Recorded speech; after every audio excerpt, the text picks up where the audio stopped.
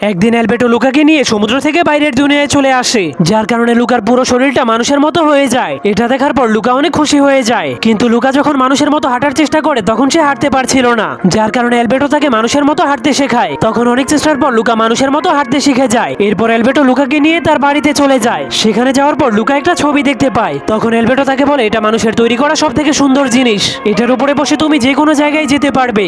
যা দেখার পর লুকা সেটার উপরে বসার স্বপ্ন দেখতে শুরু করে। এরপর লুকা অ্যালবেটোকে বলে, তোমার কাছে তো অনেক কিছুই আছে, এগুলো দিয়ে তুমি অনেক সুন্দর একটা স্কুটি বানাতে পারবে। তখন অ্যালবেটোর সেই আইডিয়াটা পছন্দ হলে তারা দুইজন মিলে পুরনো যন্ত্রপাতি দিয়ে অনেক সুন্দর একটা স্কুটি বানায়। কিন্তু স্কুটি বানাতে বানাতে সন্ধ্যা হয়ে যাওয়ার কারণে লুকা অ্যালবেটোকে বলে, আমাকে বাড়ি যেতে হবে, আমি কালকে আবারও আসবো। কিন্তু লুকা বাড়ি ফিরলেই তার মাথার উপর অনেক রেগে বলে, তুমি সারাদিন কোথায় ছিলে? তখনই তার নানি তাকে বাঁচানোর জন্য বলে, আমি ওকে মাশরুম নেওয়ার জন্য পাঠিয়েছিলাম। এরপরের দিন আবারও লুকা অ্যালবেটোর কাছে গিয়ে সেই স্কুটির টেস্টিং করতে শুরু করে, কিন্তু টেস্টিং করতে গিয়ে তাদের স্কুটি ভেঙে যায়। পরের পর্ব দেখতে চাইলে ভিডিওটাকে লাইক করে রাখুন।